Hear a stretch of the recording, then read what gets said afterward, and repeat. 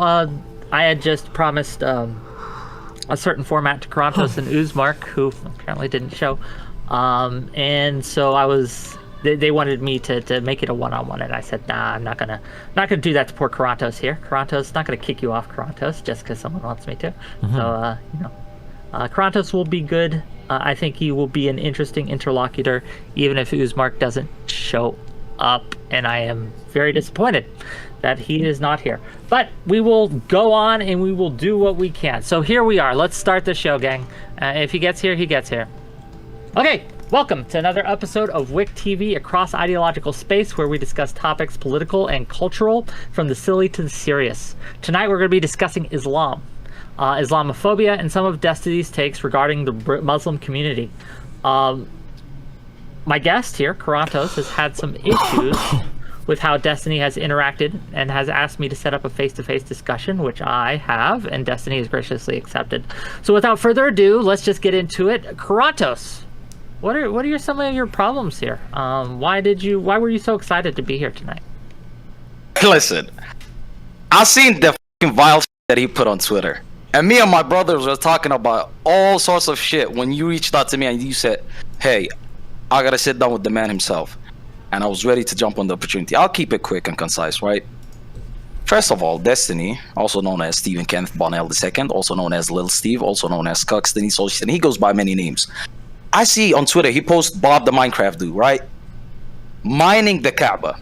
Now, hold on, that was Steve the Minecraft dude, to be clear. But go ahead. Steve. Okay, Steve the Minecraft guy. Right? I seen him mine the Kaaba. And I'm not gonna lie to you. I chuckled about how insane that shit was, right? Because it didn't make sense. It was completely unprovoked.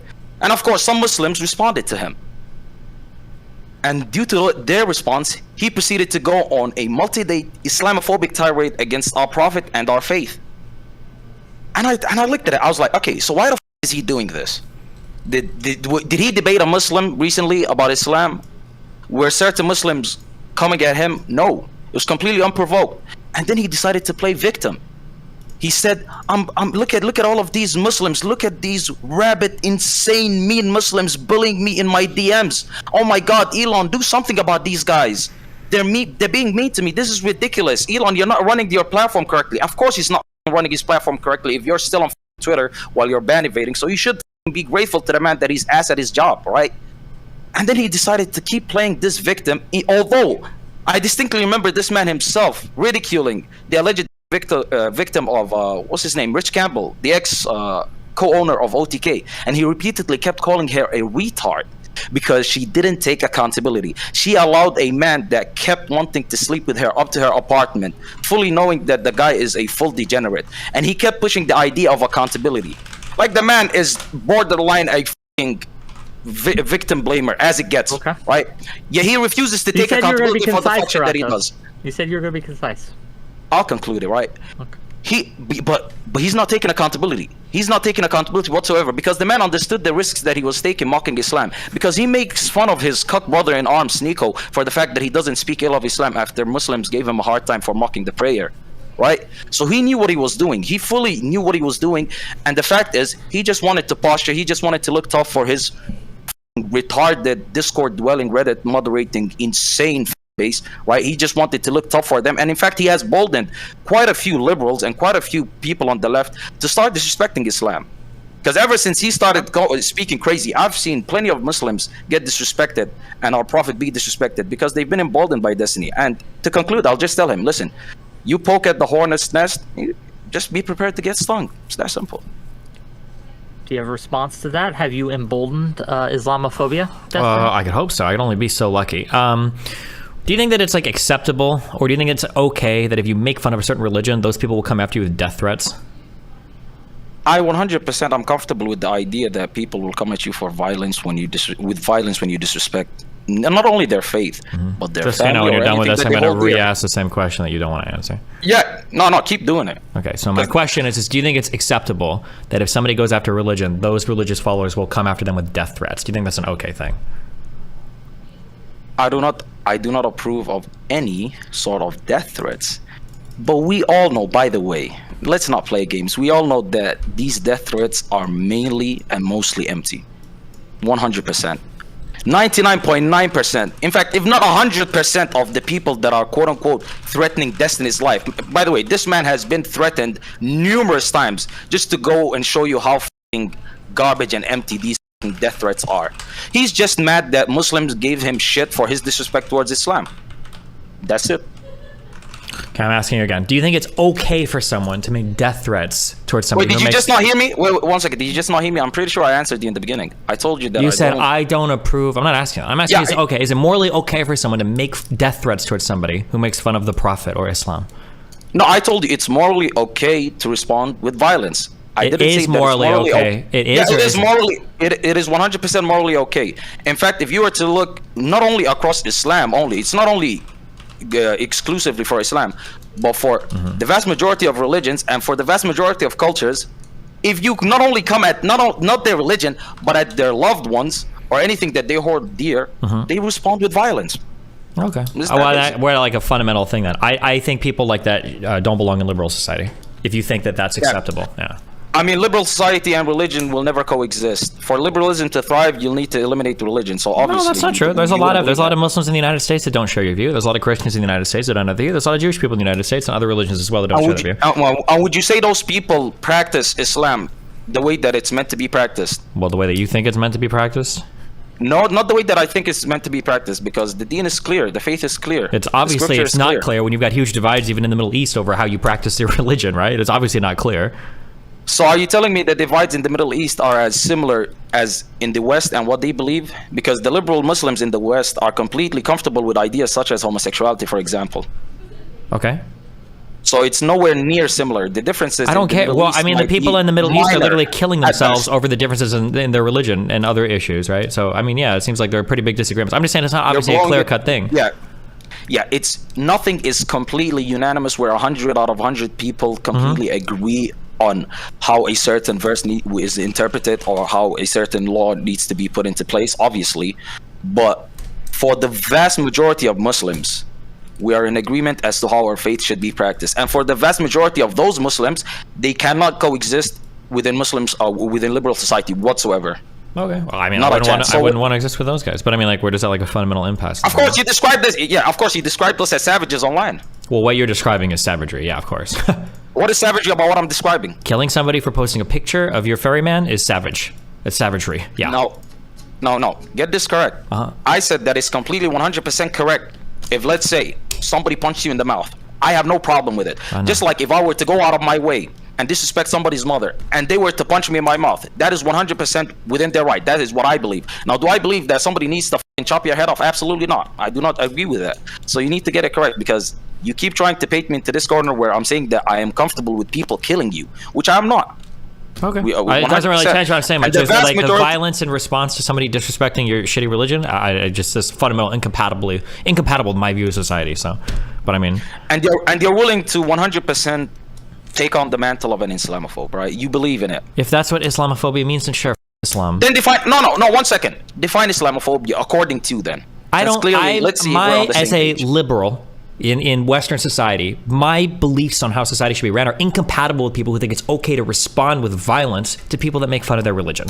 So if that makes me an Islamophobe, then I'll be an Islamophobe. If you think it's a core tenet of Islam to respond with violence to people that post pictures of the Prophet, then f those people. If that makes me Islamophobic, then sure. Okay, so I'll ask you again, because that didn't answer my question whatsoever. Define Islamophobia to me according to what you believe it is. What is Islamophobia? Colloquially speaking, Islamophobia usually means you hate Muslims. I don't hate Muslims, but I don't like Islam, and I don't like violent Muslims that are defending Islam with violence. But like most Muslims in the United States aren't like that. They're generally pretty chill here. I don't know where the fuck you're from, but I have a question maybe to kind of get us on some kind of track, right? Apologies, I've been desperately DMing the people we're supposed to show, and they're just not responding. So we'll make do. So you mentioned that Destiny. You mentioned that you don't find it acceptable for people to make violent threats based on making fun of their religion online. Where to you, just so we can get a baseline here, when do you find violence acceptable? Like, at what point can someone cross a line, and once that line is crossed, you're just like, okay, violence is okay to do to this person? You're asking me or him? You. I'm not Destiny. I mean, violence is okay in self-defense, I guess. is generally when I approve of violence or violence mandated by the state for the purpose of enforcing like laws and stuff. Okay, no, so if someone is verbally abusive, under no circumstances. I'm just trying to get no. If somebody calls you a mean name and you go and attack them, fuck no, that's insane. Okay. Good to know. In my opinion. What do you think? Obviously, you have different opinions, Qorantos, but for you, Qorantos, where is that line? You are obviously okay if someone's mocking religion. How, like, does it have to reach a certain level of mockery, or any mockery whatsoever can be answered with violence at the drop of the hat? Does it have to be a repeated offense? Or what is your where are your lines, Qorantos? No, absolutely. I believe that since you cannot police or figure out people's intentions and what they believe inside, right? I'd say if somebody is coming to you with constructive criticism or with criticism of any kind when it comes to your faith, I believe that that should be actually listened to and you should engage with it. But if people are purely coming to disrespect your faith and to ridicule everything that you hold near and dear to your heart, then I believe 100% it is justified, without a shadow of a doubt, to be violent, 100%. Because I'll tell you this much, right? If you misgender a transgender person, would Destiny not consider that to be a sort of violence against them? Would he not consider it an attack I don't know. that hurts them or that may lead him. them? I know he's free to answer when I'm done talking. But would he not consider that, first of all, transphobia, right? And second of all, leading a person that may be vulnerable into possibly hurting themselves even more? What would you say to that, Destiny? Man, you got me. I'm a huge simp for those trans people. No. Clearly you're not, but I'm just interested in your obviously take. not. Is it transphobic? Yeah, it could be, but I don't think you can respond to transphobia with violence. No, I'm not saying that although some of them do respond with violence. Yeah, and I don't approve of that. Would it not be considered in some sort of ways violent for you to misgender somebody, especially if their mental state is so unstable that they view themselves as something that they're not? Because apparently, last time I checked, you claim to be rooted in reality, and that's why you don't believe in mysticism, and that's why you don't believe in religion. I mean, you can call it a type of fully violence, sure, but like if we're gonna define violence as broadly as that, then I'm not gonna say you can respond to that violence with actual physical violence. No, I'm just curious. So your line is physical violence. What you have a big problem against is physical violence. That's it. But I mean, that's a pretty big deal, yeah. No, I mean, sure, but if I were to misgender somebody and they were to go kill themselves, that would also be considered fucked up. I would say that is way more fucked up than, let's say, a Muslim going out of his way to jumping you or something, and then maybe like giving you a black eye. Wouldn't that make sense? No, I disagree. I mean, unless we're talking like targeted bullying, where you're like DMing this person, you're getting your whole crew to like gang stalk somebody or whatever. No, just misgendering somebody is not a call for return to violence. No, bullying somebody isn't something you can respond to with violence. I don't believe so, no. Okay. Bullying someone. Well, you mentioned certain types of bullying might elicit kind of a moral response to you. If you were being harassed every day, constantly. Yeah, like if some dude was like running in front of you every day, screaming in your face or something, Yeah, I'm sure yeah. at some point. But like just like mean words on the internet, no, I don't think so. So you're saying, okay, so 1 second. So does it depend on the amount of times that it happens? I mean, yeah, it could depend on amount of times, proximity. There are some things where theoretically it could be bad, but like it's going to be pretty hard to get there on the internet for like normal people, I think. What? Weren't you the same man that wanted to kill somebody for DDoSing you a few years ago? I wouldn't say that it's an insane line that is impossible. Of course, if you don't consider yourself normal, then ignore everything that I'm saying. So I have the same man who wanted to kill somebody who was cutting away all of my income, who I had no recourse through the FBI or the police when I had a child to support and a house to care for, and a guy was basically slashing my tires every single day when I was trying to go into work. Yeah, I was getting pretty desperate in that situation, correct. You trying to prove a point Okay. there? So, no, let me get somewhere. So you are comfortable with not only violence, but killing somebody, even though they didn't hurt you physically, or they didn't do anything to you other than cut your source of income. Yeah, if somebody you are was 100% comfortable if somebody with was killing like somebody. Yeah, I guess if somebody was cutting your source of income every day that you used to support your family, then yeah, I probably would. Yeah, go for it. If you came outside every single day and some guy was slashing your tires and he wouldn't stop and you called the police and nobody wanted to do anything despite having proof for it, you're like, well, I'm gonna have to attack this dude and maybe even kill him. Yeah, sure, go for it. I think that's okay. So you're claiming that this same person that was DDoSing you was also slashing your tires, or are you just using it as It's an the analogy? it's the You're just using equivalent. It's the equivalent. So it's So you're telling me because you were DDoSed and you weren't able to provide for your family, you would 100% resort and you would justify, you would still stand by it today? Yeah, of course. According to you. So till this day you stand by it, because there's plenty of things that you say you do not stand by it, that you cringe at because it happened in the past. So is this one not one of those things? No, this is something I would stand by, absolutely. This is like an easy, yeah, of course. So just because your income is being cut, it justifies you killing somebody. Now, how does that put it at a higher level than how Muslims hold the Prophet, peace be upon him? Explain that one to me. Because it's not even remotely close to the same. What do you mean? Your income is tied to your ability to provide for the survival of your family. Whether or not somebody's But it wasn't the only way that you could provide for your family. Let's be serious now, right? It's not like your life is completely forfeit and your family is going to die because you can't stream on Twitch. No, but why would I let a random third party attack my main source of income? I mean, theoretically, anybody could work a different job, but like...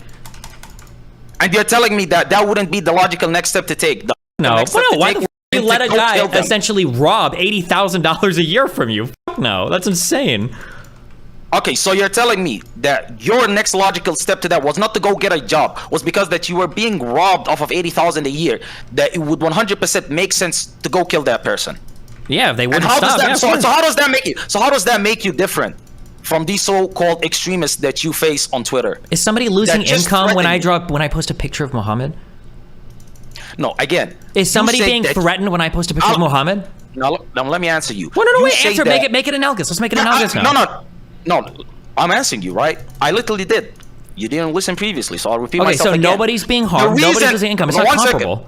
The reason that you did not, the reason that you felt so strongly about that person that you wanted to kill him is because not only you, but your child and your wife were at risk, that they were losing income. Yet you completely dismiss the fact that that Muslims hold the Prophet in equal regard to their parents, if not higher. So why wouldn't they feel disrespected that you are tarnishing his name and giving his image a bad light to all these people that are consuming your content, that are following you on Twitter? The connection the connection is not working. There is 100% a connection. The reason why you felt so strong and you wanted to kill the person was because they were putting your family at risk. They were putting your ability to put food on the table at risk. Yes. Because you love these people and you wanted to provide for them. Yes. Right? Am I threatening somebody's ability to put food on the table when I post pictures of Muhammad? Now again, it's not a complete one-to-one. It's not a one to anything. It's not even remotely comparable. It absolutely is, because you're not listening to me. I'm telling you the fact that Muslims hold the Prophet in such high regard that they wouldn't take and they wouldn't tolerate any sort of disrespect, especially coming from somebody that has absolutely no right moral framework whatsoever. I don't care. It doesn't matter if you. No, it's not even targeted towards the person. What do you mean? You don't have the right to go around and be so offended that you want to kill somebody because they make fun of your fairy god. That's ridiculous. Yeah, and to compare that to somebody. Wait, can I finish one sentence? Stop. Can I finish one thing before he like soys the out? You gotta let him finish his point, and then you can respond. I promise you. There's only two of you here, so you'll have all the time in the world. Destiny, go ahead. Yeah. Posting pictures online of somebody does not represent a material harm or threat to another person. If you want to do some crazy mental gymnastics to make that the equivalent of attacking somebody's job, that's fine. But like I said, can I finish? Can you mute him? Yeah. Okay. Yeah. If you want to do some crazy mental gymnastics to make that the same or similar to threatening somebody's livelihood or whatever, that's fine. But I'm going to say that religious viewpoint is incompatible with my view of society. I would have all of those people removed from whatever country I'm in because that's dysfunctional. Okay, I'll unmute, and you may respond, Qorantos. Go ahead. So this man just said that images do not equate harm in any way, shape, or form. That images should 100% just be allowed. If somebody wanted to post images of the Holocaust, let's say, and just joke about it. Sure, knock yourself out. Yeah, go for it. There is nothing harmful or anti-Semitic about it whatsoever. Well, I didn't say there wasn't anything harmful or anti-Semitic. I'm just saying that harmful and anti-Semitic images can't be responded to with violence. No. You just said that you are not harming anybody by posting the images that you did. I didn't say that. I never said that. You just said that. Qorantos, a minute. Hi, guys. Well, can you hear me? Yes. Give us a second, Uzmark. You're a little late. We're going to let them go out a little bit, and then we'll get you in there, I promise you. Qorantos, Destiny, right? Well, I'll ask Destiny directly. Destiny, if someone posts Holocaust pictures or other photos, do you think it's right to do violence to them? No, of course not. The term I used earlier was material harm. If you're like actually damaging somebody's livelihood. You didn't. I Okay, literally sure. did. There's tons of Okay, ways you sure. can harm somebody. For instance, you gave me that transphobic example earlier, and I said, yeah, that probably would be transphobic, which would probably be harmful. But I said, I don't think you can respond to that with violence. You literally gave me that as an example earlier. Do you remember? Yes, I do. Okay, so I don't think you can respond to all forms of harm, especially if we're defining harm very broadly with violence. That's insane.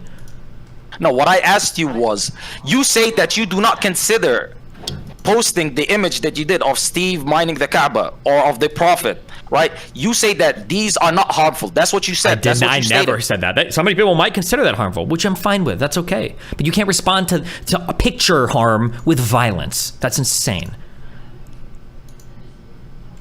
Okay. Would you feel the same if someone was posting pictures of your address? No. Like, No.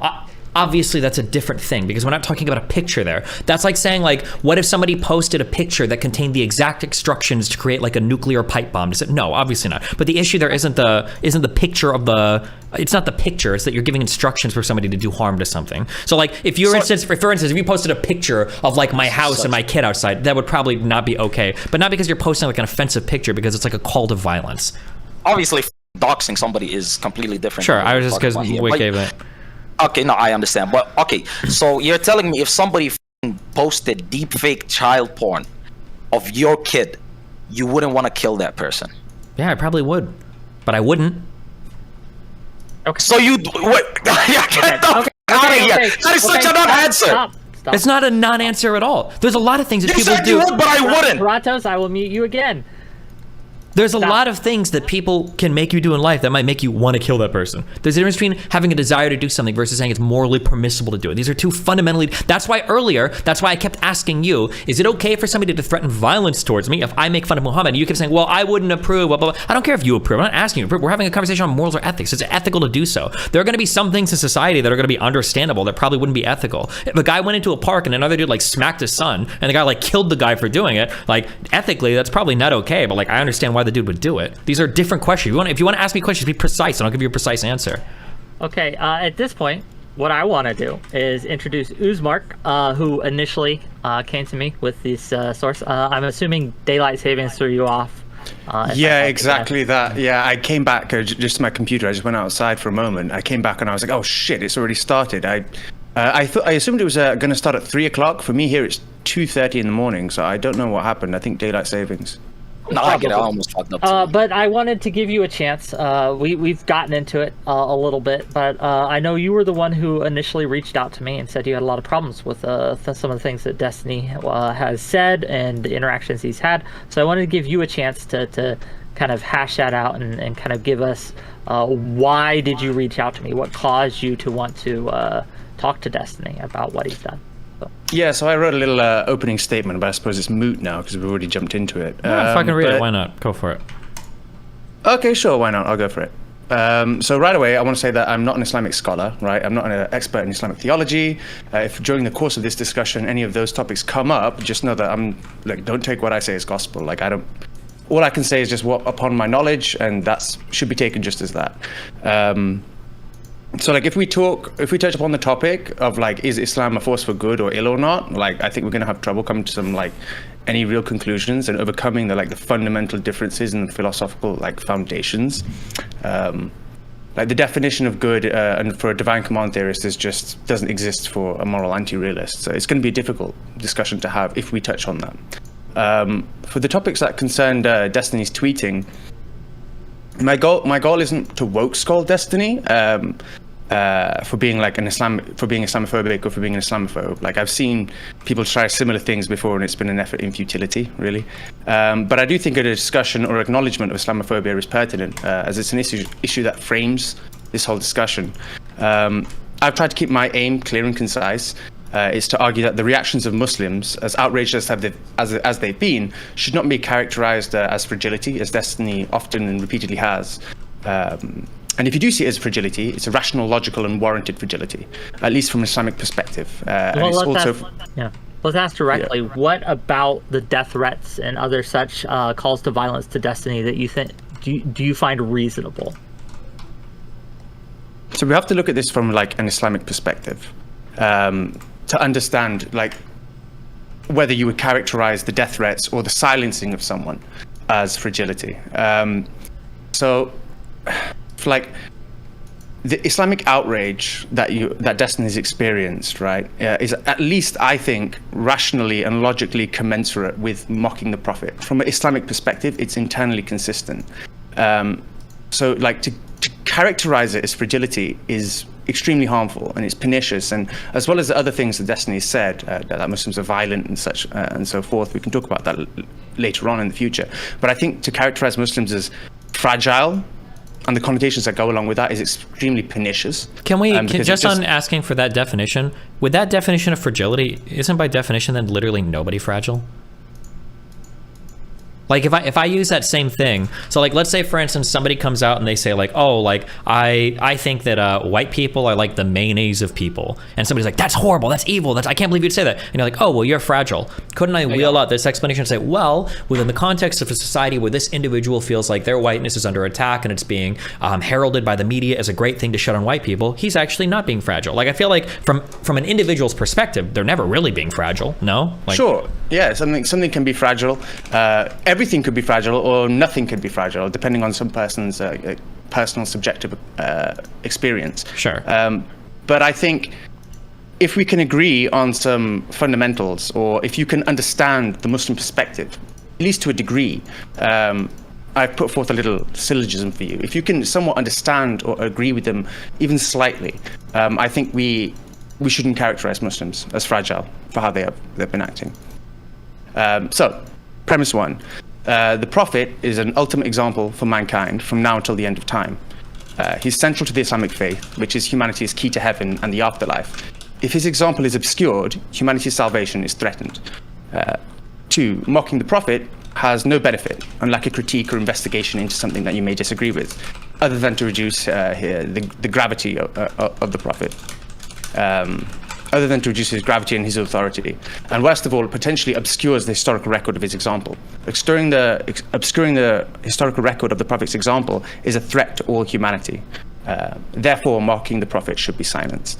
Now, we can discuss the soundness of it, and we can discuss the premises.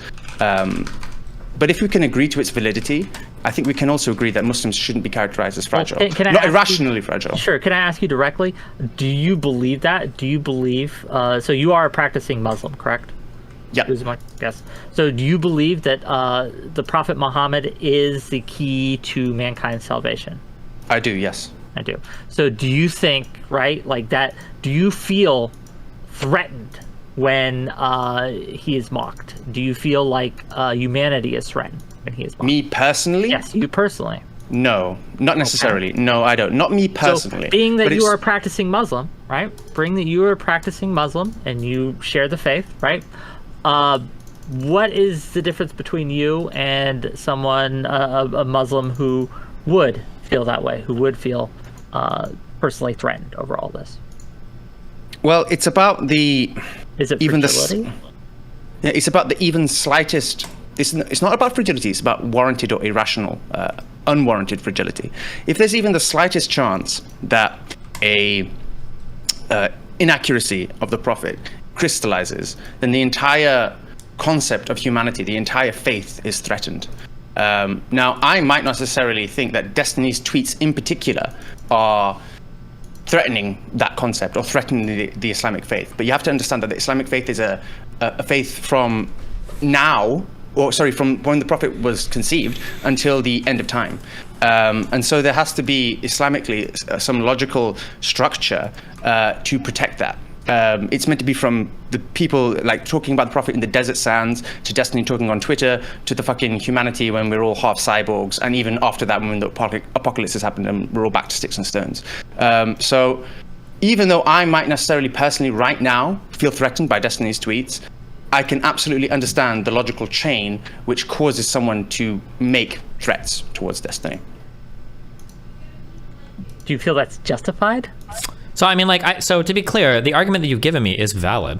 But to be clear, this syllogism could be given for literally anything. Like, here's the problem with this syllogism is like, I feel like I could theoretically plug this into two different groups that would become incompatible in society. So for instance, if you say premise one, that Muhammad provides like this clear, obvious like example for how we should act, like I could theoretically provide like Jesus here, or whatever, I don't know what the main prophet Jewish people care about or whatever is, right? But like I could plug that person in there. And then for number two, where we talk about how your second part of your premise two, that mocking the prophet has no benefit, right? There's no reason to do that. Somebody might consider worshiping another god as being a vain act that is mocking, their true god or their true prophet. Theoretically, I could poise these two syllogisms against one another, where they're equivalent, but they just have different like stand-in figures for who the prophet is in prophets 1 or 2. And then in that case, now I've generated I've generated internally valid conclusions on both sides that now pits religious groups against each other in like violent holy wars.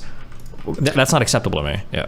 Sure, but that's why I specifically talked about mocking. What goal does mocking have other than to ridicule? There is no goal. I mean, like, it depends on how you define mocking, right? Yeah, well, and that's why Islamically you believe that you shouldn't, and we can talk about the definition of mocking, sure, but Islamically you believe that we shouldn't mock anyone's gods. I think there's a phrase that specifically, do not mock their gods, in reference to the pagans, specifically because of this. Yeah, you shouldn't mock anyone's gods. Okay. I mean, if you want to say that mocking is only making fun of, I feel like I've heard the phrase in religious contexts is like making a mockery of, could be like worshiping a false idol or worshiping another god. If you want to narrow that down in premise two, then I mean, again, I guess I can accept that your syllogism is internally valid. Obviously, I'm going to fight on the soundness of it because I don't agree that Muhammad is a fucking whatever. But I would still reject that this is like a syllogism that should be embraced in society. But if you're to back up, I'm sorry, if you're only making the claim that the person isn't fragile, I would also fight on those grounds, because I think that if we're going to argue over the fragility of somebody, we're probably going to be talking about the soundness of an argument, not the validity, because you can make a ton of valid arguments that would make it so essentially nobody is fragile, right?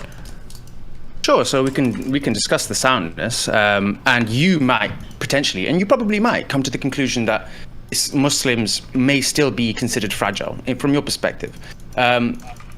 But I think if anyone can, that argument is not necessarily to you. It's an argument is, if anyone can understand that and can reason with it at all, that's when Muslims shouldn't be considered as irrational. Well, it's not about it being irrational, but I'm saying that the reason why nobody should consider this argument is because then, again, by this argument, nobody is fragile. Right? A trans person that gets misgendered and then wants to kill people, well, they're not being fragile. Like, when trans people are made fun of, it makes them kill themselves, right? So I could construct a syllogism showing that making fun of trans people leads to suicide. So therefore you should make fun of trans people, sure. Yeah, and that like people aren't fragile. But like, again, I could construct a syllogism to make nobody fragile. Like, literally nobody will be fragile at that point. So it kind of defeats the purpose of the word, right? Please explain that again, how no one will be fragile. Okay, give me an example that I can understand how everyone might be fragile, but give me an example of like who could be considered fragile ever. Like, for instance, let's say I go online and let's say sure. So let's say that I say something like, fuck rap. I hate rap and the black people that made it. And then somebody online is like, oh no, fuck you, I'm going to kill you for saying that. And I go, oh, well, you sound pretty fragile. That person could theoretically argue, well, black people have been under attack in the United States for a long time. I feel like our lives are constantly under threat by white culture and by police. And by you engaging in criticism of us that's baseless and just a mockery, I feel like it puts us at threat. Therefore, no, I'm not being fragile. Like, this represents a real threat to me. I think you're missing premise one. Premise one says that, that a Muslim, that the Prophet Muhammad is central to the Islamic faith. If someone believed that, a black person believed that rap was central to being a black person, then that reaction, that fragility might have more merit to it. Well, it doesn't necessarily have to be that the rap is central. I'm just saying that for premise one, it's just the idea that like making fun of any part of like black culture is necessarily like attacking all black people or something.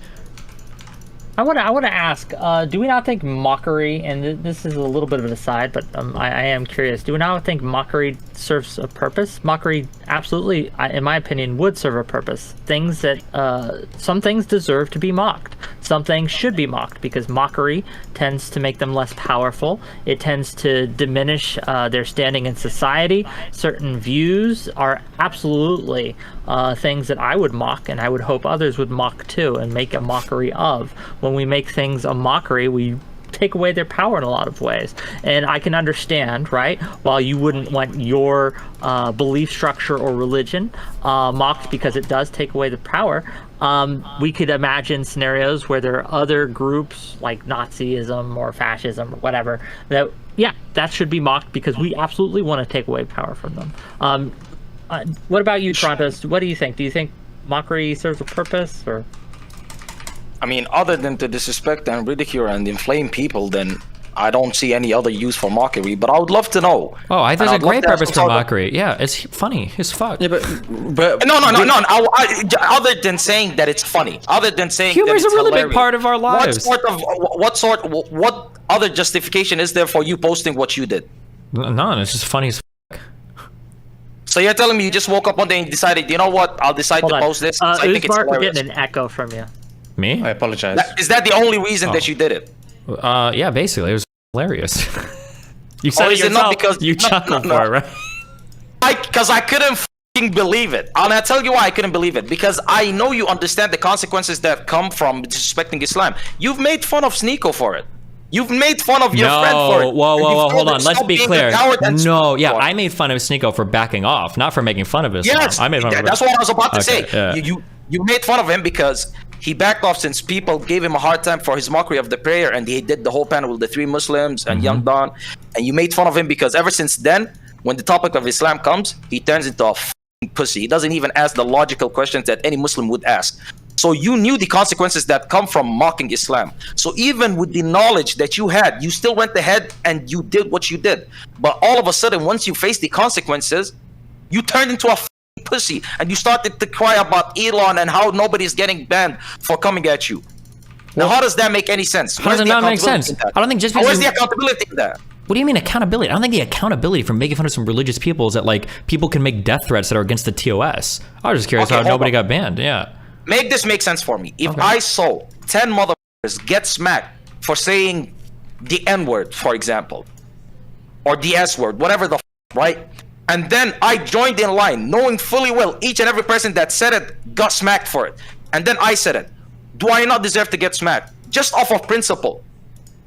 Just off of principle. No, I would say absolutely. No. But I don't believe in like violence for words. That's not a thing that I... Do you never... Is that a principle, fundamental axiom that you stand by?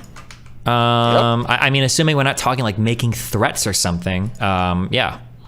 No, we're talking pure mockery. Yeah, for the man mockery. says, So where does harassment factor into this? Where does an insult become harassment? And why is a harassment? An insult can become harassment. Threats. An insult can become harassment very quickly, but I don't think you can respond to harassment with violence. Ever? I mean, well, no, I mean, I'm sure we could. Wouldn't even. Qorantos, you got. You gotta let him respond. Destiny's been addressed. Let Destiny respond. You will have your say. I promise.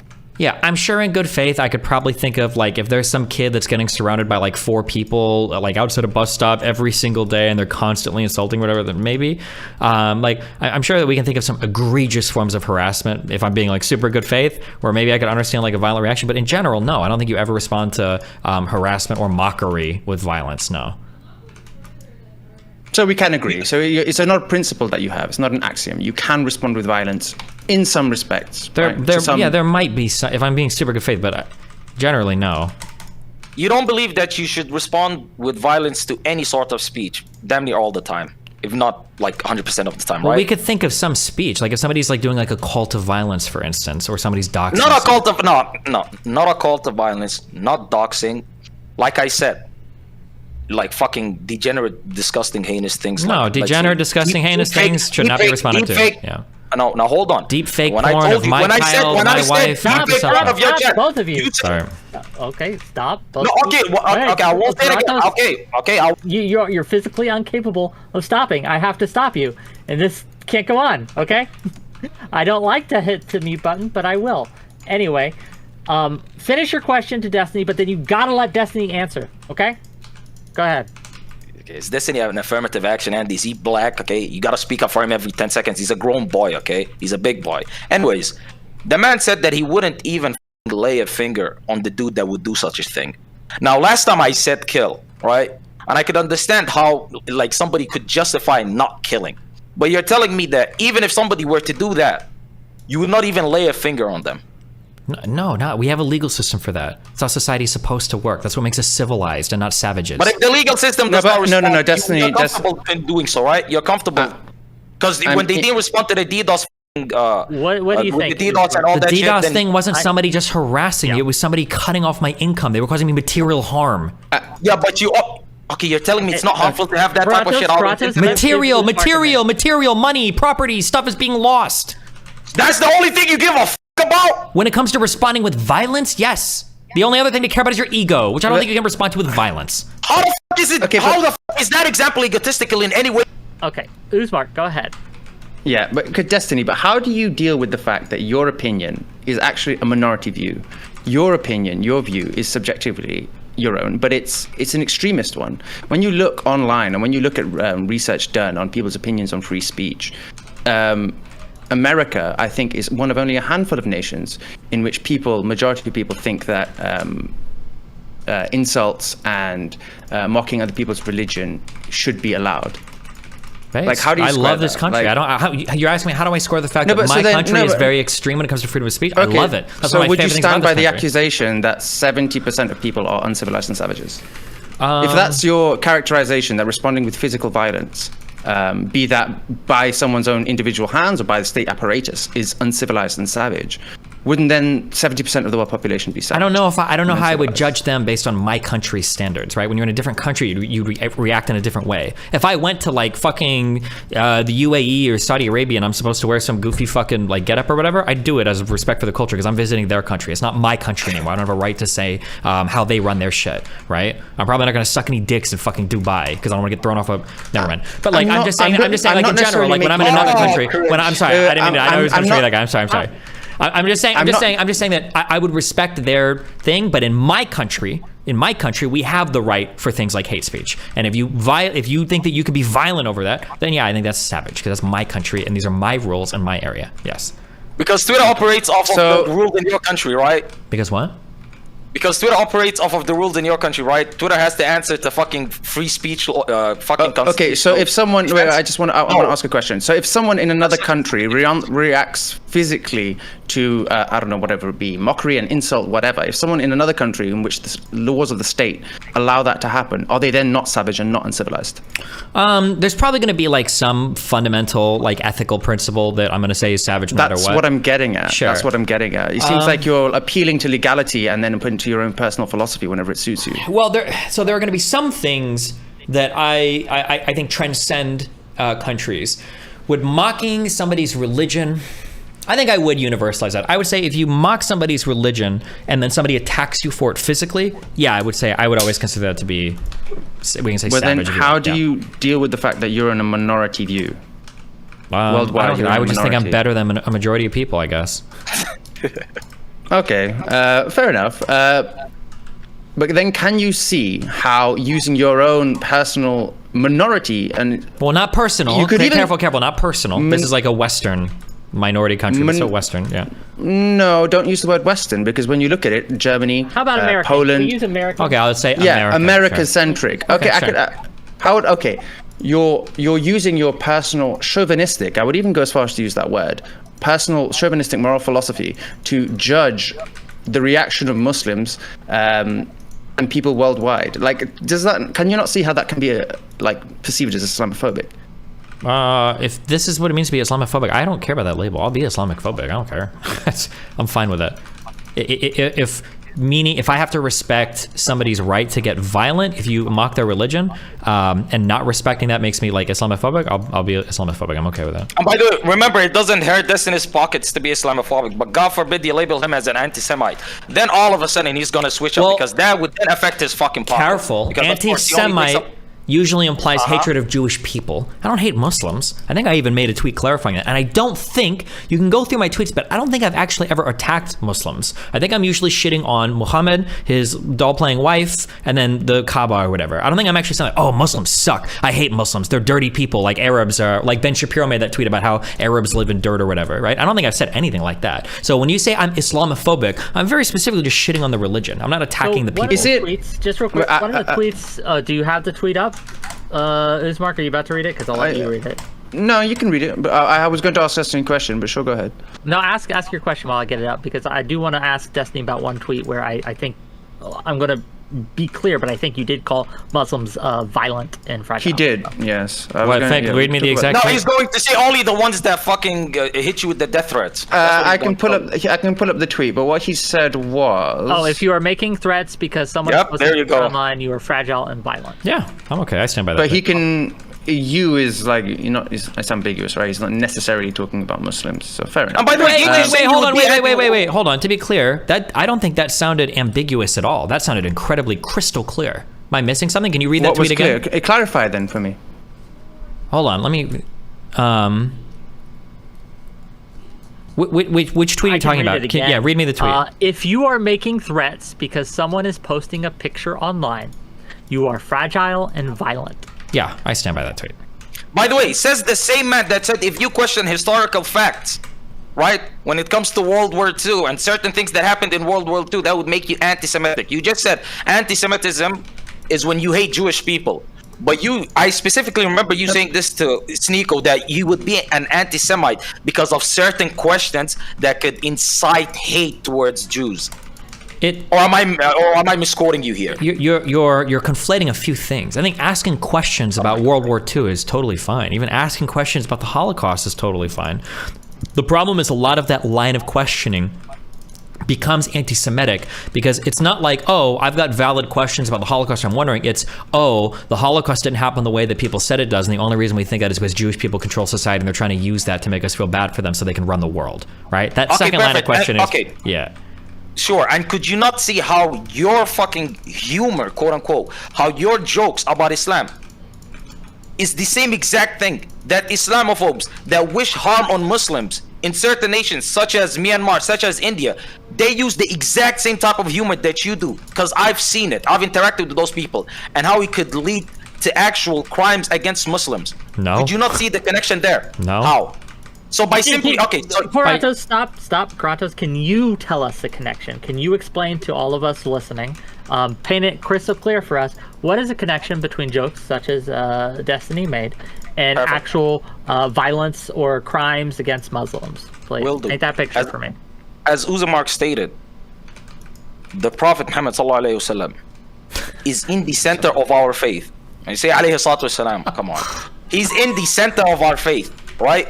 Does he like get mad if you don't say that every time? Or I'm sorry. No, I say it every time. By the way, I only have to say it once. No, you don't. You only have to say it once. Okay. You only have to say it once, but I say it every time, specifically because I'm around you. Because you're the fucking demon, okay? Okay, I'm just checking. Here it is, right? Is he a snow bunny? Or is that Jesus Christ! This right here is a vanilla gorilla. I don't trust him, right? I gotta be careful. But here's the thing, right? Here's the thing. By the way, if I made any kind of comment towards you, you'd lose your mind, dude. Your turban would come flying off your head if I said make all like again. Sorry, go ahead. So you're such a considerate person, you wouldn't hurt my feelings. Of course you are. I've seen your Twitter page. Thanks. But here's the thing, right? The Prophet Muhammad ﷺ is in the center of our faith, right? Mm-hmm. He's in the center of our faith. You disrespect him. You paint him in a negative image. You paint him in a way that lowers his image in the world. You make it much more comfortable for people to start disrespecting Islam as a whole. And we see it in the West. We see it with Christians openly depicting Jesus in very disrespectful ways. And how Christianity itself has started to crumble, and why, and this is a fact that Destiny fucking despises and hates, why there's an incredible amount of conservatives and an incredible amount of red people / manosphere people that are embracing Islam. Now, of course, are quite a fucking few of them absolute grifters and are doing it only for clout, yes. But there's a great amount of people in the West. In fact, the fastest growing religion in the world is Islam, right? And he hates this embrace of Islam. And this embrace of Islam would become weaker if you start depicting our Prophet in the ways that he did. So, just curious. That is why. Do you think that things like killing the journalists or the comic people at the Charlie Hebdo place, or murdering that one teacher who showed the picture of Muhammad, do you think that these things are strengthening Islam or weakening Islam? Just curious. I don't think that they're doing impossible either. to prove. How could I tell you that they're doing That's impossible to prove, but you think it's easily possible to prove that by me showing a diamond pickaxe mining the Kaaba, that's actually directly causing harm? But to clarify, there's no issue, no real fundamental issue with you posting meme pics of the Kaaba. The issue is specifically and quite concentrated on the Prophet itself. You can joke about the Kaaba, you can joke about X, Y, Z, but the issue specifically comes with the Prophet. And to go to your earlier point, it's impossible to say. It's impossible to say whether, if mocking the Prophet was allowed historically through 1,450, 1,500 years, however long it's been, if mocking the Prophet was allowed, whether that would have corrupted the faith. Well, it seems like we can mock Jesus and all these other things, and Christianity seemed to be a pretty strong religion for a long time. No. Actually, by 2050, you think Christianity Islam is will cocked be. or whatever?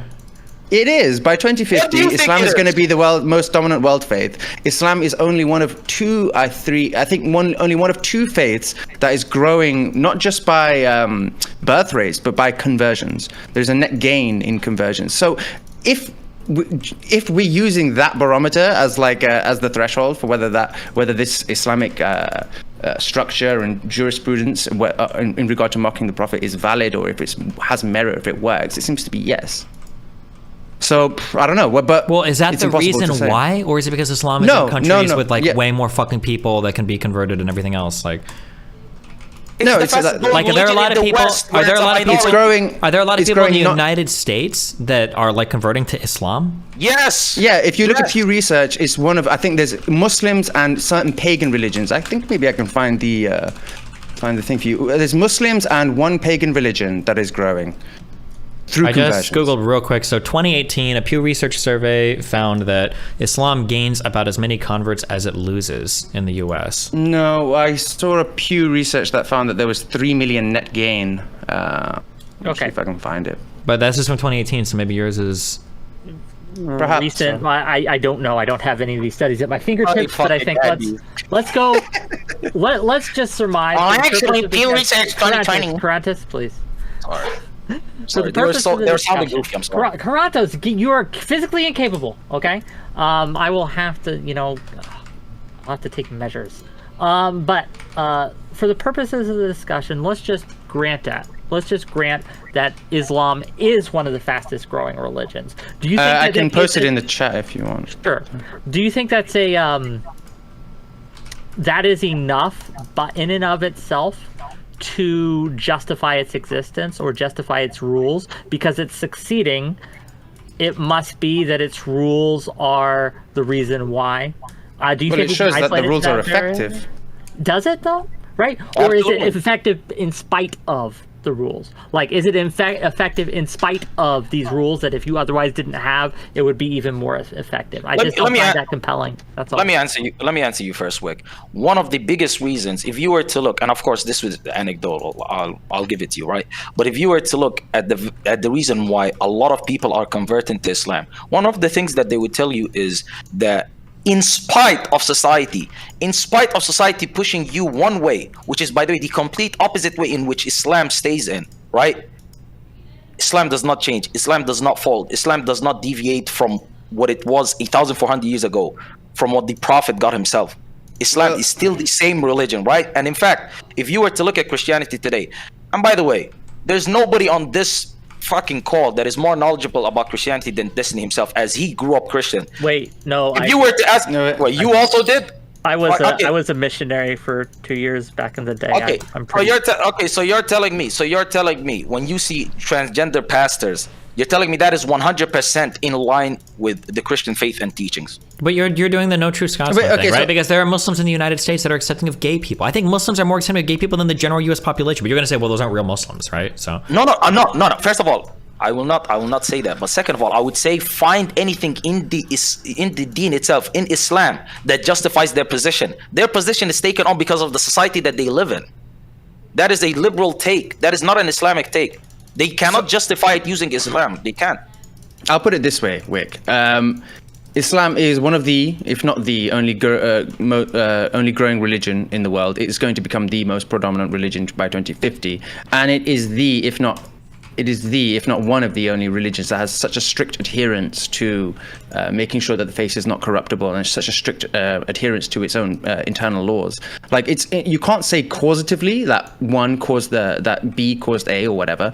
You can't say causatively for certain, but There's a correlation there. This is what I would say, and this is actually what I bet is what's probably going on, is most Western countries are predominantly Christians, and most Western countries are probably becoming more and more secular, especially across Europe. As nations become more developed, as people gain access to more things like knowledge and science, they tend to become more secular over time. So in these countries, Christians are probably losing lots of followers. I know it's happening massively in the United States, and I know that even Europe, especially places like Scandinavia, are way more stuck in the United States. Now, in other countries, especially countries in Africa, especially countries in the Middle East, where there's more conflict, where there might not be necessarily as much development, you probably still have people that are joining the faith, or you probably still have people that are having more children or are being Islamic. And then in the United States, you're probably always going to have more people converting away from Christianity than converting towards Christianity, because I think 60% of Christians, or 60% of you are still Christians. So of course, those numbers are always going to be going down, and you only have to pick up a few Muslims to make net gains in the United States.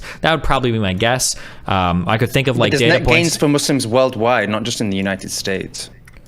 Yeah, but listen, this is what I'm saying. Let's say there's 1 million people in the United States. I mean, 900,000 are Christian, 500 are Muslim. Like, if you gain 500 Muslims and lose, 10,000 Christians, that's a huge gain for Muslims in the United States. That's what I'm saying. The United States is majorly Christian, so of course any gain to Islam in the United States is going to be like a net gain to Muslims. I'm not talking just about the United States. I'm saying there's net gains through conversions worldwide. I'm not talking just this United States. Yeah, but again, when you say worldwide, all of the West that was largely Christian, those people are leaving Christianity en masse, right? Very few of them are probably converting to Islam, and most of them are probably becoming secular. That'd be my guess. But this osmosis that you're talking about can go both ways. Why doesn't it seem that Muslims are converting to Christianity? I don't think anybody's converting. Well, there might be some Muslims converting to Christianity, but you're going to lose them in the overall numbers of people that are leaving Christianity, right? Because there are fewer Muslims in these countries than there are Christians. If you've got 1 million Christians and 100,000 Muslims, if 20,000 Muslims convert to Christianity, but 50,000 people leave the Christian faith, even with Muslims converting to Christianity, you're still having an outflow from Christianity because it's the predominant religion. That's like a statistical artifact. True. Yeah, so, but I guess we're going to have to see. I'm going to wait until 2050 to see how the projections... Also, keep in mind that if this is true, if what you're saying is true, you've actually given me a really powerful argument for why I should be going harder on Islam in my tweets, because I don't want more people becoming Muslim, becoming Islamic. I think that's a moral wrong. Why, because I don't think I agree with any of the core tenets of most of these religious faiths, especially in regards to social issues, regards to how women ought to be treated, with regards to how some of the more fundamentalist police are ran in some of these countries and their legal systems, with regards to LGBT or social issues. These are things that I don't consider good. I wouldn't want more people being Islamic and having these beliefs. Do you think we can talk about any of these issues if you want. Do you think Islam is a violent religion? Are you asking me? Yeah. Yep. I don't like to, when you talk about things like Christianity and Islam, when you've got billions of followers, I don't like to say the whole religion is violent. If Islam as a religion was violent, then there would be terrorist attacks hourly all across the world. It would be over. It'd be fucking all over in Europe and shit. But instead, we only see a handful generally. Or I would be dead by now if Islam was truly a religion of violence, right? So I won't paint anything with such a broad brush ever. Okay. Yeah. Destiny, I want to ask you a question. Pussy! Destiny, is it wrong to mock someone's parents Hold on unsolicited? 1 second. Karantos, you're echoing too. Please stop that. Am I? Yes, you are. It's through Uzmark's shit, by the way. I'm not echoing. Your thing's lighting up. I don't think it's mine. Yeah, it's not Uzmark's. Karantos, yours the ones that's lighting up. But go ahead. Ask your question. Yeah, Destiny, is it wrong to mock someone's parents unsolicited? Is it wrong? You're trying to appeal to his morality. He doesn't give a shit. Well, let me just think curious. about it. Is it wrong? Is it morally wrong to make fun of somebody? Someone's parents unsolicited. Let's use that example. I'd say probably. Yeah, it's probably mean. It's probably wrong. Sure. I'll give you a yes on that one. Okay. Why? Probably being mean in general to people is probably wrong. You shouldn't be mean to people. It's not a moral good for sure. If anything, it's wrong or neutral. Okay, so then can you see where I'm going with this? Can you see how it's a moral wrong then to mock the prophet? Sure, it could be a moral wrong to mock the prophet. We're not talking about whether or not something is right or wrong. We're talking about whether you ought to respond to it with violence and whether or not that's morally acceptable. So for instance, I might say it's wrong to mock somebody's parents. That doesn't mean I think it's ethically acceptable to respond to somebody mocking your parents by being violent to them. So if someone's committed a moral wrong, doesn't that entail then that there should be some comeuppance or some sort of but that retaliation? comeuppance can be making fun of that person. That comeuppance could be not talking to that person. Doesn't have to be violence. There's plenty of ways that we punish activity. Like, for instance, do we agree that telling lies is wrong? Right? Potentially, yeah. Yeah, of course. And then my next question is going to be like, should we hurt somebody for telling a lie? Do they have to get like physically punished for it? Like, probably not. You see, it depends on like someone's own personal philosophy. But well, that question is. I don't think, same, we can talk about this if you'd like, because you seemed interested in this. I don't think philosophically like should be much of a distinction made between emotional hurt and physical hurt, and I don't think it's necessarily wrong to respond to emotional hurt with a physical retaliation. Can I jump in here for a minute? Yeah. The reason we have this disagreement, and we've disagreed with this before, is because it's very hard to measure emotional hurt, whereas it's pretty easy to measure material hurt. You can measure how much money someone has lost. You can measure the value of the destruction to their property that you've done. You can measure how much damage you've given them in medical bills. All sorts of ways to measure these things. Whereas emotional hurt, right, would not hurt me at all, right? Mocking my parents, mocking me, mocking my teeth and stuff like that wouldn't bother me at all emotionally. I'm pretty emotionally stable like that. So however, there are very people, just let me finish, there are people who, if I simply looked at them wrong, would be deeply emotionally hurt by that. We cannot use people's emotions to measure harm, right? Or to mete out punishment for that, because it's just so unstable. Like, there's no real level of measurement that we could use. Yeah, so what you're talking about is like practicality, on the level of practicality, right? First, you're jumping a step ahead. First, I just want to talk in levels of principle. Principally, if we could know, let's say we were like an omniscient being, or we're a fucking 2,000 years in the future, you can plug some shit in someone's brain and you can understand clearly what is going on, what level of emotional hurt they're feeling. Philosophically, I don't think it's wrong to respond physically to emotional hurt. Can we agree on that, Wick? No, principle. I think there's a fundamental difference. I do. I think that, again, they're just different things, and we can't equate them and make them the same, conflate them as I think you were doing. So I disagree on principle. That's all. I don't know what the rest of you think, because I want to get Qorantos in here. Qorantos, do you think that emotional harm and physical harm are the same on principle?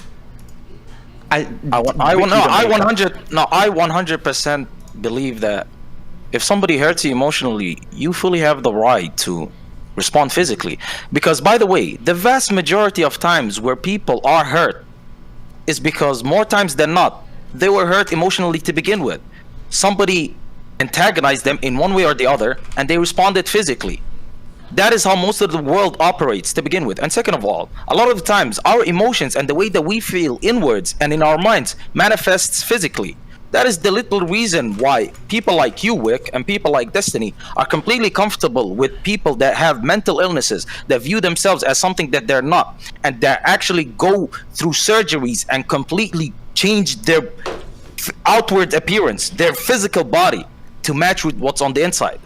So now, if you're saying that you shouldn't conflate the two, what would you say in those instances? Would you say that somebody who, let's say, is a male, a born male that transitions to female, would you say that they shouldn't change anything? No one is doing that to them. They are doing it to themselves, and it's a fundamentally different thing. They are not having it done unto them. They are choosing to take upon that and do it to themselves. So you're telling me if somebody is mentally ill and they're fucking cutting themselves, you shouldn't intervene whatsoever, because that is something they're doing to themselves? No, that's not what I'm saying. I'm saying that's a fundamentally different thing than someone else taking their arm and cutting it. But how is it fundamentally different if they're both mental illness? What? Unless you don't believe that it's mental illness, that somebody genuinely believes that they're the other gender or the other sex, which they are not. I'm not here to debate trans. I think we're getting a bit sidelined here. But Wick, I don't believe. It doesn't make any sense when you say that you can't conflate the emotional and the physical. You do, and you justify it. But we don't. You don't need to go to transgenders to prove that, right? We don't need to go to transgenders. But it shows the hypocrisy in his logic, because he 100% justifies it when it's what his people completely approve of. He justifies it. Wait, hold on. Wait. Yes, he justified. I'm sorry, did I miss something? Did Wick justify violent responses to emotional pain? Did Wick ever justify? No, he's arguing against that. I'm trying to do that. Wait, Wick. let's take the most extreme example, right? Let's say your mother's dead, right? She died in a horrific car accident. God forbid. Died in a horrific car accident. Let's say some psycho online got the picture. Somehow they leaked, right? He prints them off, and you're grieving. He stands outside of your house every day when you come back from work, talking about, oh, look at your mum, look at her guts all splattered on the floor, her head. Like the most horrific shit possible. Do you really think it is not justified for someone to walk up to that guy and give him a fucking punch in the mouth? I don't. You really think? Never. I don't think it's justified. Yep. But you're not going to get me on this. So I'm pretty consistent about this. They both are. They'll just tell you, I don't care. No, Destiny actually. No, Destiny. I don't think Destiny agreed with that. I think Wick is more extreme on this than probably than Destiny. But I mean, like, I think that you can make argument. Like, I'm saying this out of like real, like insane good faith, because we're talking about hyper edge cases here. I think that you can make arguments for like a very personal type of relentless harassment. Like if somebody's standing outside and they're screaming at you every single day with a picture of your like dead child, like holding it up and screaming at you, and then you could probably. But I actually think that in the United States is probably illegal. Like that would actually probably be considered harassment, because you're moving beyond just like normal speech at that point. But like where we are many levels removed from just shitting on somebody's like choice of religion on Twitter at this point. But yeah, no, so it's a matter of degree, right? Let me ask you, Uzmark, right? Yes. Uzmark. Would you feel violence is justified if in that same scenario, instead of being outside my house every day, they simply posted a mean tweet about it? Do you think I should be justified to go to their house and beat them up for that? No, I think there should be. So wait, hold on. No. Hold on. Yes, precisely. As I was going to say, there are levels, right? And we, as a society, I believe, come together and we can agree. As you said before, like it's difficult to practically enforce any sort of like physical repercussions to something emotional because it's so hard to measure. Well, I think we as a society can come together and we can agree rationally that X thing, Y thing should have X or Y physical response. For example, that dude on Twitter, perhaps he should get a fine. No. No, but you're in the minority. I will be your enemy in this. That is not okay to fine people for speech like that, or to give them any kind of judicial punishment. The proper response is social censure. That's what they do in England. Why? But why is it wrong? He's intentionally causing harm. There is no motive. You can talk about, you can like quibble about, oh, maybe there's a reason why X, Y, Z. No, but if someone is intentionally and purely just wanting to cause you harm, being mean just wanting on Twitter? Being mean can fucking hurt. It hurts. Sorry. I understand. We have online harassment for a reason. People commit understand. suicide over that shit. And it can be bad. Right. But when it's really bad, bad, they don't care though. That's the problem. Because it's something that you do onto yourself, right? So someone is doing something bad, but there are no repercussions for that person. There is no like you say no repercussions. I'm saying no legal repercussions. There's a difference between these statements. I think there should be repercussions. They should just not involve the legal system, because that will be weaponized. That will be weaponized by the state to a politician, and we see this in the SLAPP laws, anti-SLAPP laws, and things like that, where politicians will sue the fuck out of reporters because that person hurt my feelings. They caused me harm for reporting on that thing I did, and so now I'm going to sue them into the fucking ground. Sure, and, they can and give them like legal ramifications for what they've done. This is why we have to keep speech away from the legal, like except for in extreme examples like threats to violence, immediate calls to violence, and things like that. I'm very against it. But we're moving away from the topic. We can still stay on this. No, I think this is rather important actually, because it goes to the heart of the discussion, really. So if, for example, I'm an individual and I'm being harmed by someone's tweet or someone's words, why can't I appeal to the state to intervene and help me? Why isn't it? It's the state's responsibility. You don't have to read that person's tweet. You don't have to go around and seek out things in the world that offend you or upset you, and then ask the government to regulate those things. That's an insane position, in my opinion. Why? If someone is out there intentionally trying to harm me, trying to do me harm, why isn't the state?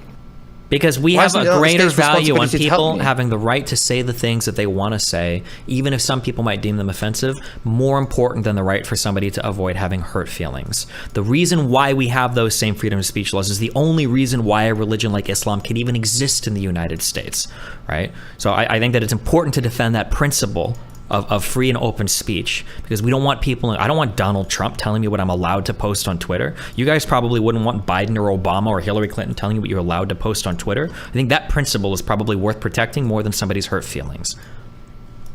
So what do we do then when we have two conflicting, fundamentally different positions philosophically? What do we do? The intolerant one gets eliminated. That's what you do. You can't have people that exist in a liberal society saying that we can kill people for saying things that make us upset. That's fundamentally incompatible with a free and open society. You just can't have it. Do you disagree, Qorantos? Of course I fucking disagree, because he's the one who decided who's the tolerant and who's the intolerant one.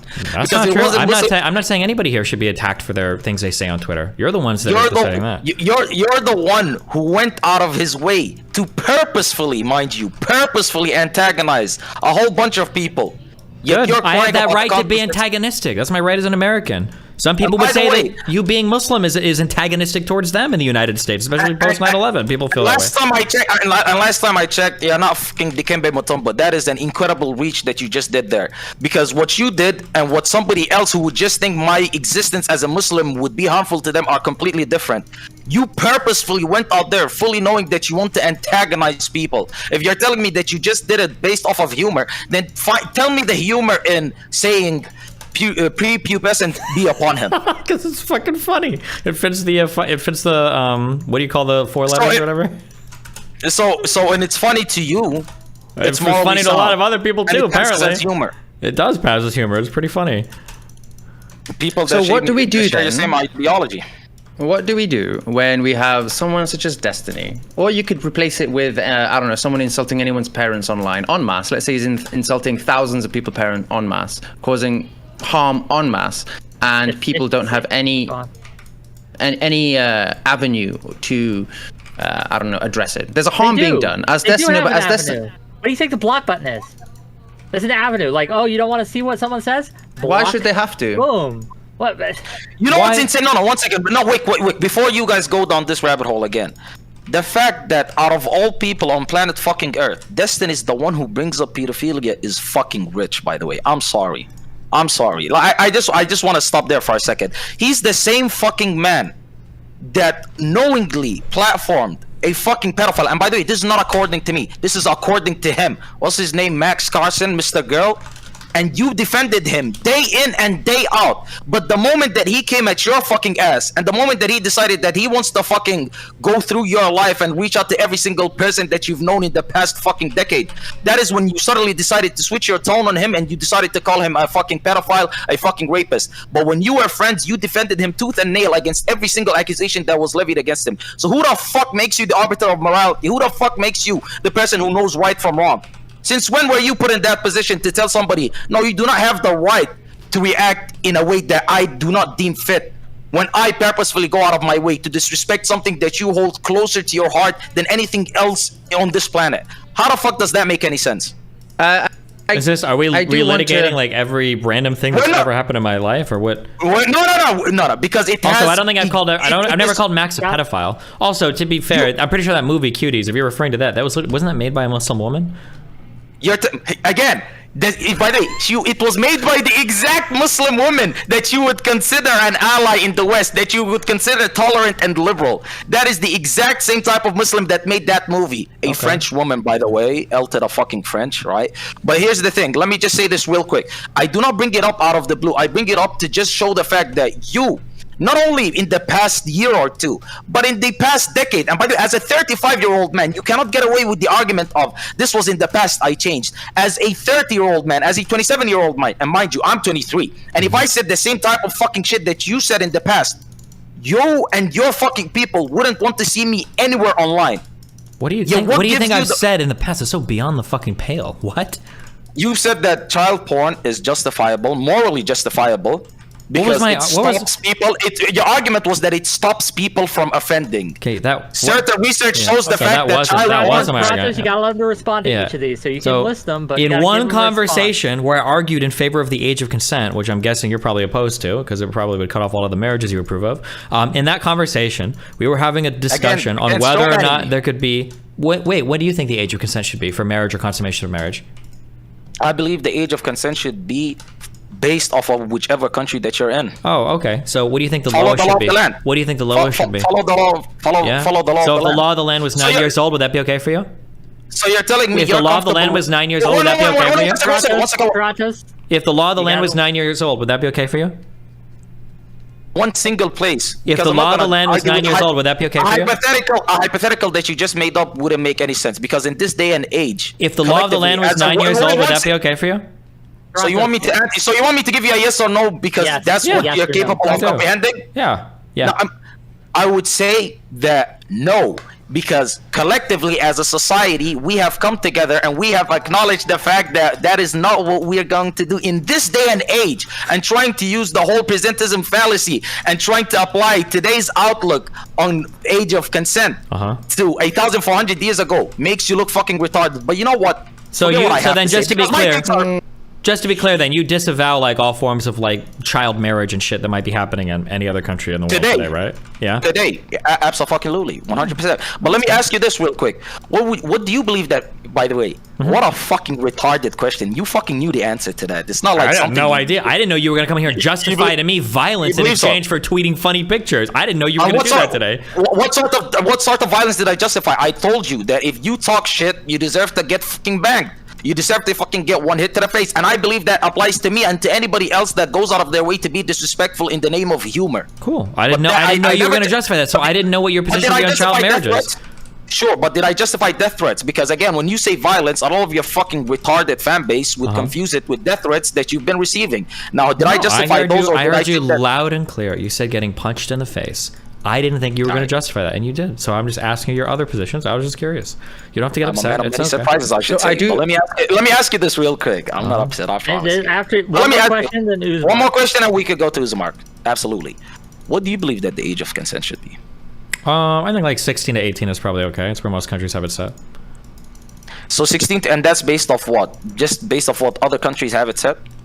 Seems to be like a generally okay age for when a person is developed enough to understand the ramifications of sexual behavior. So you're telling me a 16-year-old is fully capable of raising a child and is fully aware of the consequences of having sex out of wedlock? I think you're old enough to have a general awareness, yeah. Even fully though aware of you're- all the consequences of everything. I mean, I don't even know if the average like by the way- 22-year-old is aware of that, but Yeah, and that's based off what, by the way, when you say they're generally aware, that's based off what? Is that your opinion, or is that any sort of research that has been peer-reviewed or anything of that sort? Or is that just what you believe? Is that what you Are we believe? asking for a source, Karantos? Are we going to do that? I'm just curious because this man worships sources and peer-reviewed studies, so I just want to know what comes from his heart and what comes from what another man has told him. I mean, so so where that's does that come generally from? like when a kid is like out of high school, when they're moving out on their own to go to college, when a person is generally, they've gone through puberty a little bit, they've had feelings and explore them with other teenagers or whatever. It's about that age. That seems like what most countries agree on right now. So I'd say about 16 to 18, yeah.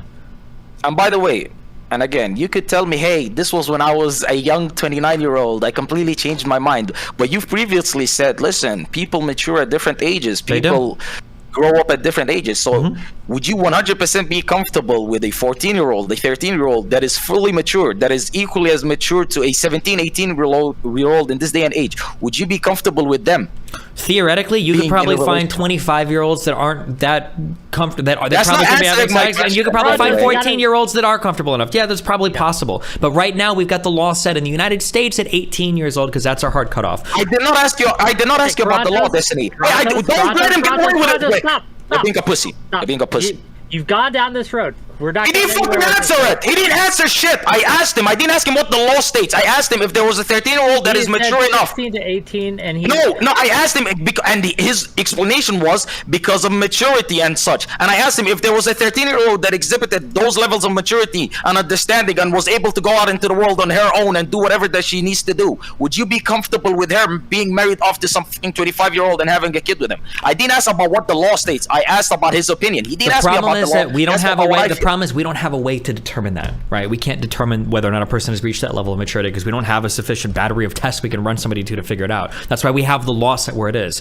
That's why the age of consent or the age of majority or signing contracts isn't done after taking a test. It's just kind of a blanket age. There are some people that probably can't consent to sex at 19, 20, or 21 or shouldn't be signing contracts, but that's just the rough age that we kind of settled as a society for being perfect. proper. Thank you. No, thank you very much for saying that. So you're basically admitting to the fact that it is just set there as a collective decision by the most of the world, and it actually doesn't make any sense for it to be. I didn't say it didn't make any sense. I said that's about the age that kids are getting. Like, for instance, if we lived in a society But where you just said we can't test it. Oh, I'm sorry. I'm not allowed to talk. If we lived in an age where at 12 years old you were done with school and then you immediately go to a farm and you start farming and like raising families or whatever, I imagine the age of consent in that society probably would look a lot different than the age of consent today, where you're in high school till you're 18, right? Okay. I'm having to mute every time. No. Okay. Thank you. So why wouldn't you take that level of consideration for societies 1,400 years ago when it comes to the prophet? Because I'm pretty sure the translation. Because I'm pretty sure the translation for the prophet Aisha was literally that she was a little girl that he played dolls with. The specific Arabic used to refer to her was that of like a small adolescent child, not just a mature person that was 9 years old. Number one, and number two, that word is important. And number two, people today try to use that to justify child brides, which I think is really fucking funny. No. Okay, so great. Stop. I want to let This is a Uzmark, go ahead. I just want to say one thing. I just want to say one thing to the prior conversation. Just one thing. You can't use one word, one phrase, one line from a hadith that she was playing with dolls to like somehow like indicate her moral like mental faculties. Like you get fucking 25-year-olds these days that play with dolls. Like it's a big thing. Like you know, the doll community is deeper than you might imagine actually. So yeah, you can't use that. That's just. There is far too little evidence for us to try and like ascertain her mental state. Yeah, but no. I'm not just talking about the hadith that they're playing with dolls, but I'm pretty sure in Arabic the specific word used to refer to her was the word used to refer to like an adolescent child, not some like we would say, for instance, like I wouldn't say I married a little girl, I would say I married a woman, but that the Arabic used to refer to Aisha is the Arabic that you use to refer to little children. Not to an adult grown woman, not a matured woman, not a precocious woman. I've never heard that, but I'll have to check that. I've never heard that. Because he's talking I've never heard that, to be honest. But but let me say this. I'll inquire about that. No, but okay, go on. But then I want to say something, Qorantos. No, we can move on. No, we can move on. No, we can move on. Just last statement. Stop. No. You can get to it after Uzmark. Uzmark's sitting here very patiently. He's been very respectful of the moderation team, so I'm going to give him a little extra time here. Go ahead, Uzmark.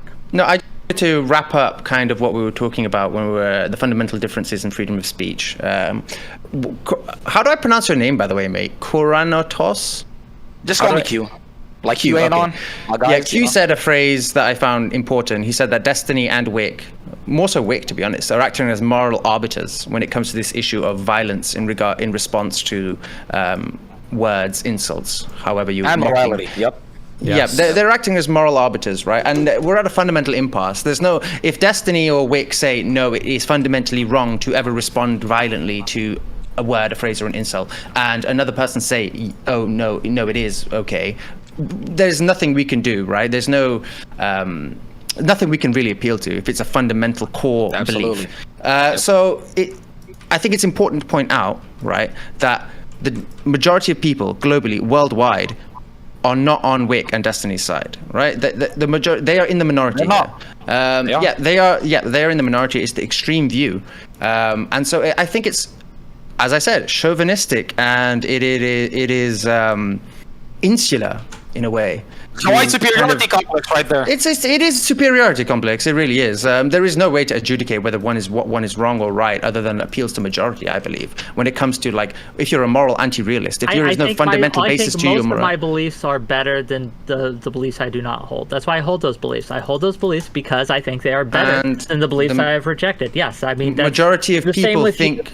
The majority, no, fundamentally different. No, you hold beliefs that you do not think are better than other beliefs.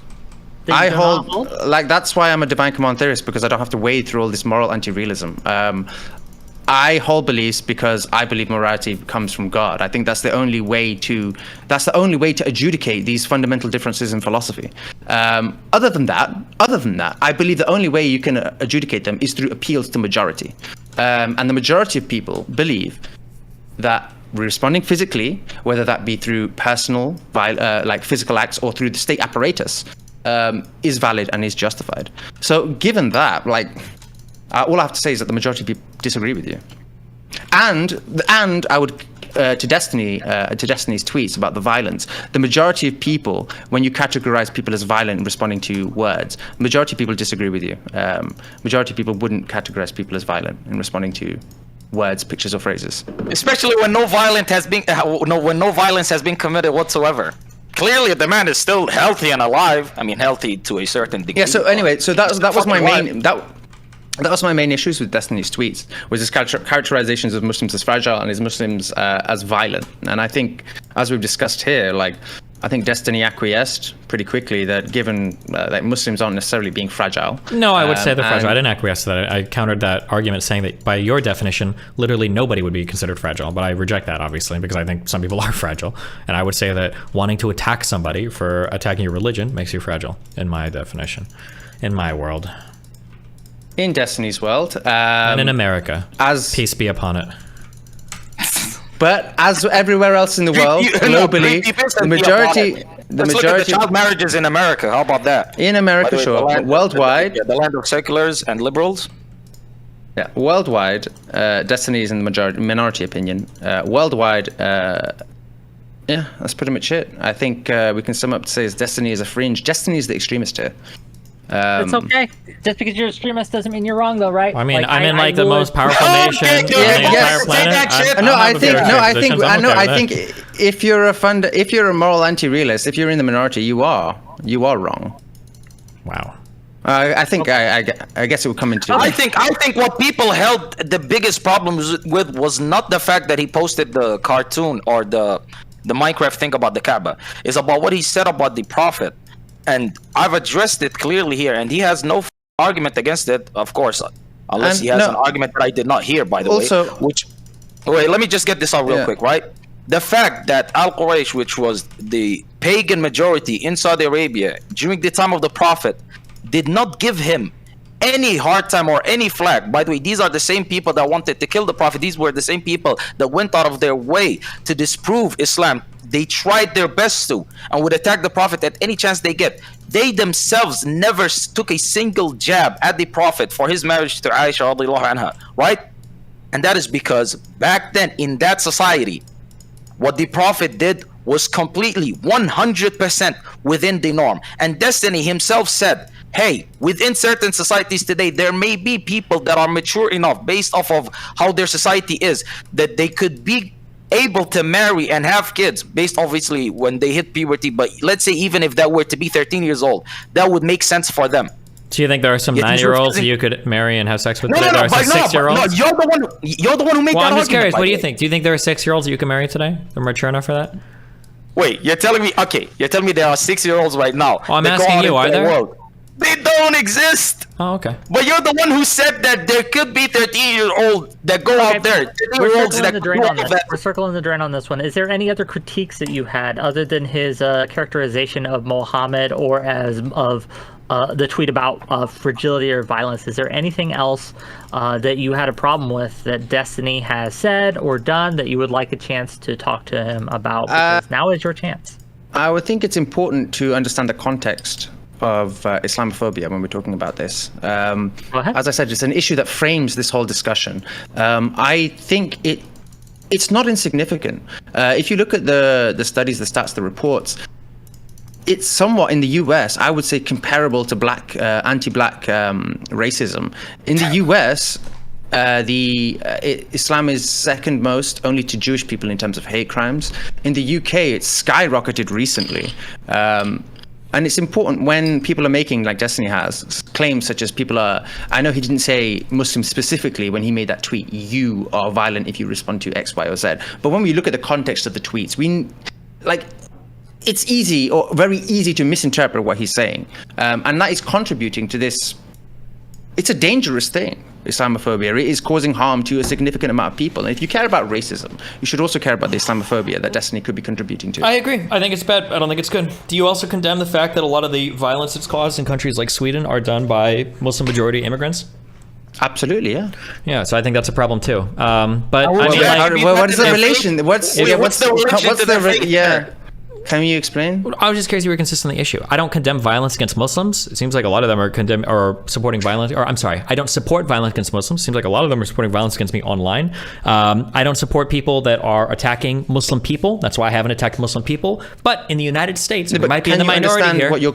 I don't care. I don't care if there are some people that are going to get hatred because I'm attacking a religion. That's on the people doing it. In the United States, we don't use some people commit violence as an excuse to condemn certain types of speech. That's not what we do in the United States. Maybe in other countries in the world, we might be in a minority on that, but I think that's a beautiful thing in the United States. You used to talk quite extensively about responsible use of your platform. Yep. Like, I don't want to get all soy and be all like, because I've seen people do it to you before and it's cringe. Mm-hmm. But you did used to talk about responsible use of your platform. Yeah.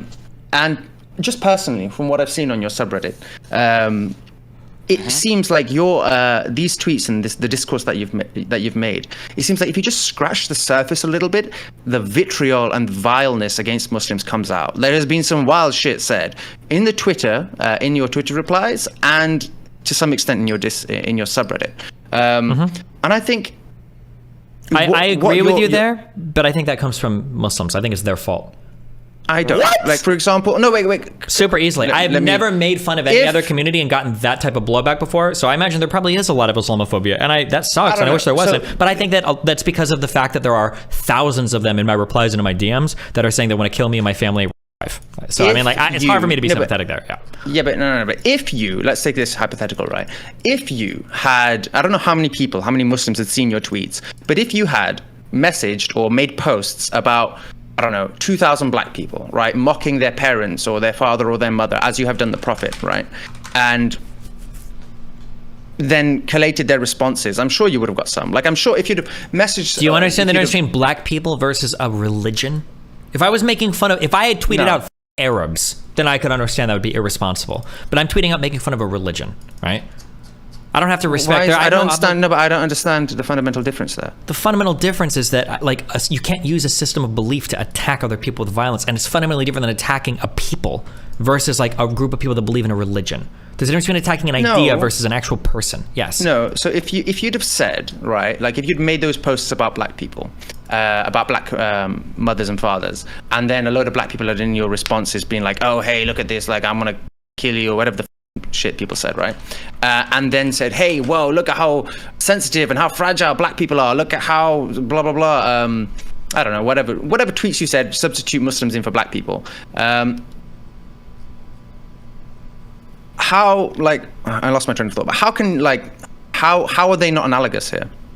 Because an immutable characteristic like your race is something that you're born into, and I don't typically condemn people for those traits. A religion is a series of beliefs that you choose to adhere to, and I will make fun of people for that. It's stupid to not eat pork. Pork is awesome. And it's stupid to condemn people on LGBT issues or to worship people in the sky. I think that's dumb. So the same that I would deride Christians, Muslims, Jewish people for all of their beliefs, which I do and which I have, I'll continue to do the same for people that are Muslim as well. I don't think I'm not going to attack the people, but you should have the right to attack the religious beliefs. Much the same that if you want to say I'm some godless heathen cuck like this guy did, and I'm going to go to hell with my wife being black all the way down to hell, that's fine. You have the right to say that as well. Knock yourselves out. But like in the United States of America, I have a right to say that, and I shouldn't be met with violence for it. Same as you can make fun of me without me being violent against you for it. No, but I think you're fundamentally misunderstanding, like, the Islamic faith here. Muslims love the Prophet as they do a parent, exactly the same. It's not just a belief. Yeah, that's like fine, but I would call that mental theology. That's mental illness to me. Okay, I don't know how. But I know. No, hold on. That's not necessarily fair. Like, if would it be fair then for an orphan, let's say, to, when he mocks someone's parents, for them to be outraged and decry it? Would it be then be like, oh, that's ridiculous, that's mental illness, if for them to Muhammad be reacting is not he's not your dad, okay? It doesn't matter. It doesn't matter. It's though. kind of important. If someone, it doesn't. Why? If someone loves something, there's a difference between somebody loving something that they can't even point to existing versus the love somebody may have for their parents that gave birth to them. These are two fundamentally different things. Can someone not love? Like, where is the fundamental difference there? The only issue is the love and the strength and the intensity of that love. Somebody can have an intense love or respect for Harry Potter, but if I shit on Dumbledore, that doesn't mean they have a right to attack me in the street over it. I think if someone genuinely, I mean, like, now I'm not like, I know it's a meme example. If someone genuinely loved in Dumbledore, right, as much as they love their parents, then yeah, I think it would be wrong to attack Dumbledore or to insult him intentionally and explicitly in front of them. Okay, and I don't think that should be met with violence. Oh, sure, yeah, that's your personal opinion. The majority of people seem to disagree with you. That's great. I'm glad I've got my Worldwide, walls up. globally. I'm glad I've got the Atlantic and the Pacific blocking me from all the crazies from other places. So, amen to my country, I guess. Okay. Fair enough. I think we've kind of we've run the gamut on this. Qorantos, anything else before we kind of wind this down? Last time I checked, Destiny is not fucking 3 years old. I don't know why the fuck you spent half your time fucking trying to defend him and tell him, please let him get a word in. Like, I could have spoke for himself half the time. Also, the man himself was fucking cutting me off, but it is what it is. The man himself said he would be comfortable with having. Do you not think you've gotten a good amount of speaking time, Qorantos? I have. I have. I'll be fair to you. I have. Right? But I will say this much. The man himself just said, dependent on your environment, you could be a mature 13-year-old that's ready for marriage. So he's acknowledged that the way that the world has it set up right now is based off of majority. There isn't some sort of fucking test or scientific fucking method that was applied to the reason why we have 16 or 18 as the age of majority. So to that point, he completely conceded. Of course, if he believes otherwise, that's his right. Second of all, he believes that what he's doing is disrespectful, is harmful to certain people, and he does not give a fuck whatsoever. Because he says, my freedom of speech trumps anything that you believe or care about or hold dear. And as long as I live in the United States of America, I'll disrespect and I'll do whatever I want to any of you guys, and I'm free to do so. And to that, there can be no other argument but do you. So, okay, well, this has been wonderful. Thank you both for being willing to come out. Yeah, it's been a thing. I would have liked to have more on here, but like I said, it was very hard to get Muslims who would follow TOS or agree to come on. And we've done the best we could. Thank you all for being here. Thank you all for coming today. We are kind of just going to close it out, I think, at this point. Closing statements from Destiny. We'll start with Destiny and we'll go our way around. So, Destiny, final thoughts on this? Yeah, I think a cornerstone of liberal democracy is that we're allowed to say things in society that might make people really mad. And as soon as we start justifying violent responses to things that really upset us, we fundamentally destroy the fabric that makes our society work. The only reason the United States has survived this far, the only reason why Muslims are even allowed in the United States is because we hold ourselves to a very high standard when it comes to tolerating other people's hate speech and that we will not respond with violence. That is a principle that I hold very dear to myself. I would hope that everybody in the United States would hold dear to it. And if you don't, I don't think you have a place in this country, and I wish you would leave. Fair enough. Uzmark, final thoughts. Yeah, so I wish we would have. Find you, Uzmark. Just make sure to. Yeah, sure. Yeah, so I wish we would have talked a little bit more about the fragility argument. I think it had more merit than Destiny gave, and if we could explore it more, that would be fun. If anyone else wants to, we can. As Q said, I think we've just come to a fundamental impasse, and I have to reiterate that Destiny and Wick are both here in the minority of opinion globally, worldwide. Most people disagree with them, and so therefore I think if someone wants to react with violence to words, I don't think they should be disparaged and to be looked at as savages, as Destiny said, or as uncivilized, because most of civilization actually agree with them. I would also like to say that, yeah, Destiny's simply saying that, yeah, he's been a dick online to Muslims, and okay, fair enough, he's been a dick, whatever. Online you can find me at YouTube. I'm trying to make some YouTube videos right now. The time difference here is crazy. So yeah, you can find me at YouTube. I try to be as good faith and honest as possible. I bite bullets if honesty forces me to. That's it. Well, thank you for being here. Thank you for reaching out. This was an interesting discussion. I would like to also apologize, Wick. I completely lost track of the time. Is what is. It's over. I don't hold grudges. But thank you for being here. And we'll have you on again. Qorantos, please. Final thoughts, and where can people find you? Yeah, final thoughts. Destiny holds up liberalism as the greatest way of life, and any opposing thought is completely false. And Islam and liberalism do not mesh, they do not mix. For a liberal society to thrive, Islam would damn near need to be either completely changed to the point where it's not Islam anymore, or it would need to just completely be eradicated. He's also ignoring the fact that Islamic societies are incredibly fair and good to women. In fact, the safest country on planet Earth for women is Qatar.